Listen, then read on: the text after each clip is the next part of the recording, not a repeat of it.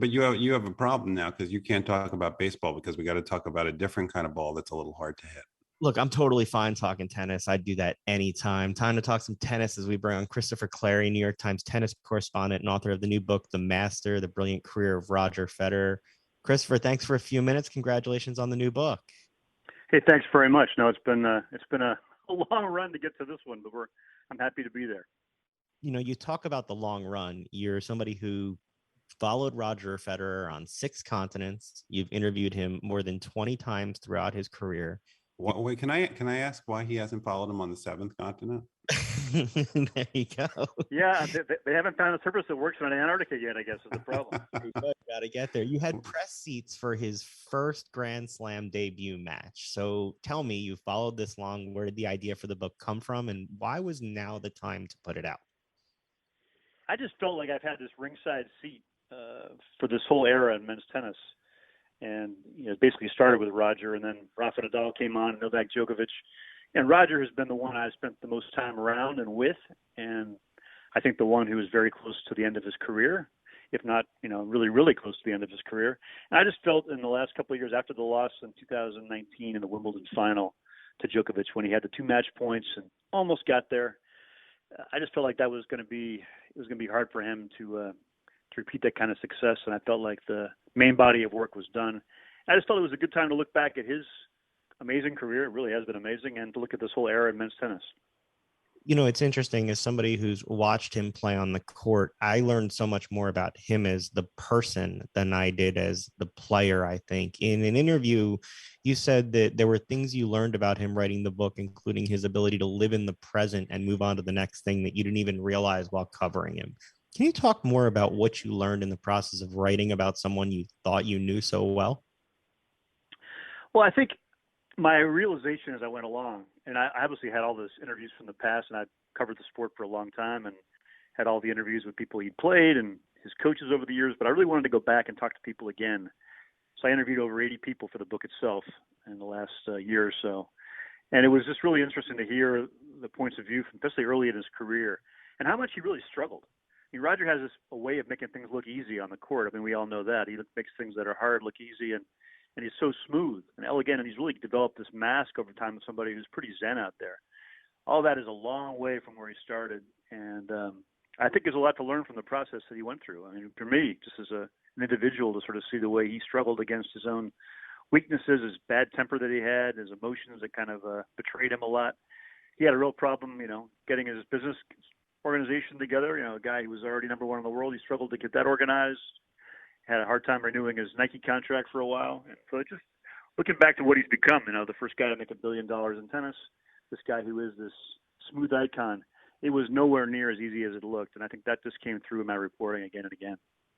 One of the things that in reading your book that we noticed was that you talk about how Roger likes to surround himself with positive energy. And you talk, and I don't think we've ever actually used this word on the show. You talk about a story with a dentist. Can you tell us a little bit about that story and why you considered it so relevant to the story of Roger Federer? Well, you got to understand, Roger grew up in Switzerland, and Switzerland's a fairly conservative place in terms of how you set up your life. I mean, it's not a place where you want to take big risks. Education is very important. And professional athletes, for a long time, there have been some stars, of course, and they like their soccer and their tennis, and their skiing. But they really don't put the athletes at the forefront of their culture, at least not traditionally. So Roger, when he was 16, he was never much of an academic student. He's a sharp guy. He's very curious in general, but he really wasn't an academic kind of guy. So he left school when he could, when he was allowed in Switzerland at 16, and became a full-time pro. So he's going to his hometown dentist in Basel, Switzerland, where he's from, and he thinks Switzerland. The guy asks him, when he's working on Roger in the chair, what are you up to? What are you doing? And Roger said, well, I'm a tennis player now. The guy says, so what else are you doing? Roger goes, no, I'm just a tennis player. The guy's like, really? Starts talking to him about that and had a lot of skepticism. And then Roger never went back to the dentist again. This is a guy he'd been going through his whole life. Just did not want to be around negative energy. He wanted to be around people who, helped him believe and made him feel confident about his choices. And I think he's stuck to that throughout his whole career. He likes to believe in what he's doing and have people around him. Constructive criticism is fine, but have people that kind of encourage that attitude. In the book, it says the reason Roger is so interesting is because he's so interested. He always asks about you. And you said He can handle being on a pedestal, but he often emphasizes that he's happier being seen eye to eye. That's not something that people who watch him on the court would necessarily really know. Can you talk a little more about Roger, the person, not the player competitor? Well, yeah, I think Roger's a couple things. He's a pleaser in the sense he likes for people to feel good around him, and he likes to please people in terms of what he does. I mean, I don't think that's always a superstar athlete trait in a lot of ways, but he's got a lot of empathy. And I think the other thing is he's somebody who's a bit of he's an adapter. He's a changeling in a way where he'll be in a situation and he'll really adjust to whatever he's in. He's a guy who grew up with a South African mother and a Swiss father right near the border in Switzerland, France, and Germany. He's used to different cultures and different things, and it takes a lot of pleasure in being able to shift gears. So when you're around him, you see him. He kind of changes his vibe. He can kind of be in the locker room with the guys, just hanging out. He can go hang out with the corporate executives and talk the language of business now. And he's also, when you're around him face to face, as I've been a lot, he's very spontaneous and kind of exaggerated, exuberant, and he'll go off on these tangents and crack jokes. People that are in his team talk a lot about his prankster qualities and how he'll jump out at people and hide out in closets or behind corners at the tournaments and jump at them. He's got this side to him you would never suspect from watching this smooth operator on the court. So that's been fun to see that disparity. And I think in a lot of ways he had to suppress a lot of his personality to succeed in tennis and learn how to handle his emotions. And he's much closer probably to what he really is when he's off the court. You talk about managing that and you talk about spontaneity in the book. I think you called it planned spontaneity and how that helps lead to his success. Can you talk about that concept a little bit? Because it seemed like the way that he lives his life that way actually made an impact on you as the writer. Yeah, I'm really glad you asked that. I feel like you can't take everything from this book about how you could operate it in your own life, because we're not going to be super quick and have incredible hand-eye coordination and be able to, travel the world and make this kind of living in tennis. But what he has done is he's done a very good job, I think, of learning about himself, what works well for him. And one of those things is he really needs to be physically and mentally fresh. He may not have that same ability as some other guys might, go hard for a long, long time. He needs these breaks. He called himself in one of our interviews, said, "I'm a Leo." And Leos are people who, when they're in the spotlight, they're fine, but they need their breaks away. And I'm really like that. And I think that's what he's done very smartly through the years to keep his body and his mind fresh. And that's why he was able to play so well until his late 30s. He's 40 now, and he was a quarterfinalist at Wimbledon just about a month ago. So I think that's been a key to his success. And that's something for me. I realized, that's to do something you love for a long time. It's smart to kind of ration out the things that you love and make sure you have your best energy when you head into them. You've had a chance to have a front row seat to his career and his life for such a long time. And when I watch tennis, I see the intensity of players, especially since it's a solo person's game. It's not a team sport. And how does he juggle the humility that you see of him off the court with the intensity that you need to have and the competitiveness you need to have to be at that level as a tennis player? Well, that's another good question. And I think in some ways it's not really a solo sport a lot of the time anymore. These teams these players have around them at the top level especially are pretty complete and pretty big now by tennis standards in the past. I mean, he's got 4 or 5 people walking with him when he walks through the stadiums and the practice courts, because he's got his physio, his fitness trainer with him before tournaments, his 2 coaches. So there is a team behind him. But when you're right on the court in the men's game, when you're out there, it's you. And I think Roger is somebody, part of the reason why he had problems with his emotions when he was young was he really has this deep competitive streak, and he had really high expectations for himself, and he just couldn't manage it all. So I think what you're seeing also is that he had this nervous energy when he was young too.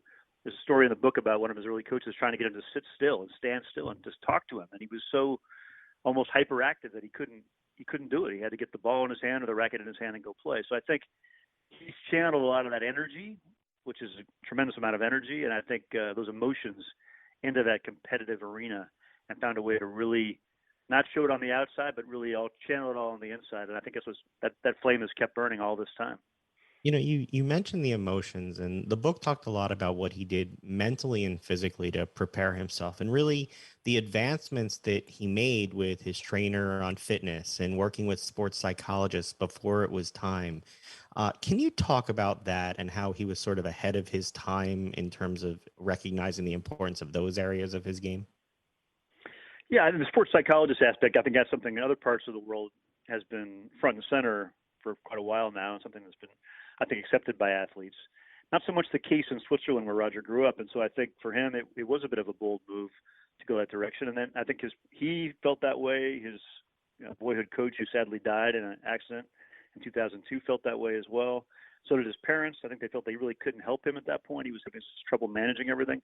So they sought out this pretty young PhD student, a guy who was just changing to sports psychology, having been in like a front row striker for Division I soccer team in Basel, Roger's hometown. So I think they felt Roger could relate to him. I think it turned out to be a very important meeting for him. I think it gave him some of the tools he needed to be able to start to manage his emotions and in matches, like simple things like where to put your eyes, where to put your gaze, how to kind of manage the whole scope of your vision so you can keep your eyes concentrated on what you're doing. And I think that was sort of the start of a pretty long process. It took him several years to manage it. Ultimately, I think he decided that he wanted to change. And I think part of it was the image he wanted to project to the world. He knew he was going to be a prominent player, and he saw video of himself with Murat Safin, a really combustible Russian player, throwing rackets and swearing, and saw the video and said, I don't want to be that guy. And so I think he finally, having put a lot of things in place, made that final step and became something closer to a Zen master. And the fitness trainer you mentioned, Peter Paganini, critical to Roger's career, their big innovation was to match up all the movements and the fitness work really to tennis. Because tennis is an unusual sport. It's this explosive endurance. You're playing for 5-10 seconds, and then you stop for 25 seconds. 5-10 seconds, you stop for 25. And you do this for 3 or 4 or 5 hours in best of 5 tennis. So Pierre, who was from a track and field background, looked at this and said, this isn't logical. We're doing all these, conventional training methods. Let's find something that really works for tennis. So he put Roger on the court a lot of motion that really matched and mirrored what he was doing on the court. And also importantly, Roger's he's got not a short attention span, but he likes novelty. He likes things to surprise him. And so Pierre knew that, and he's been around Roger since he was 14 years old. And he's found a way to keep it fresh for Roger and continually surprise him, new ideas, new thoughts, and new innovations. And a lot of people have copied Pierre since then. Well, before we let you go, we know that you're heading out to one of my favorite spectator sports. To me, there is no better thing to go to than early rounds of the U.S. Open.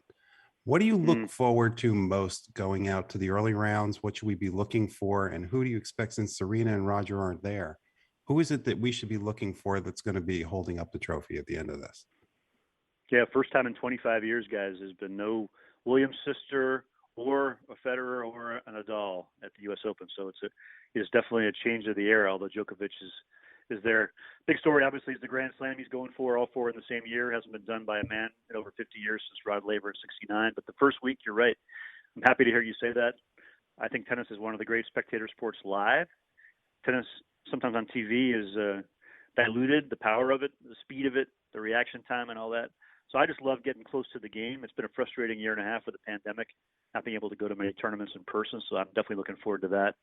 And I feel like, the U.S. Open right now, it's Novak's game, but these young guys coming up, a lot of Americans don't know them very well yet, and they have a lot of talent, this next generation of players. They're calling them the next 4, guys like Zverev and Berrettini and Medvedev and Tsitsipas.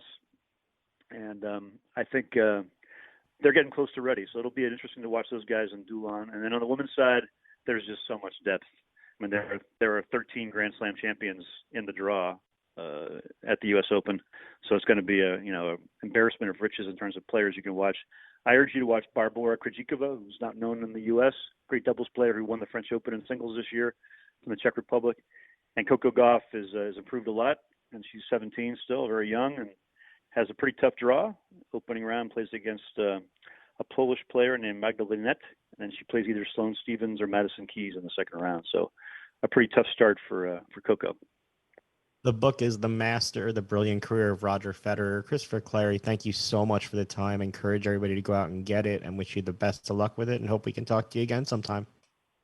I hope so too. Really appreciate it, guys. Thanks so much.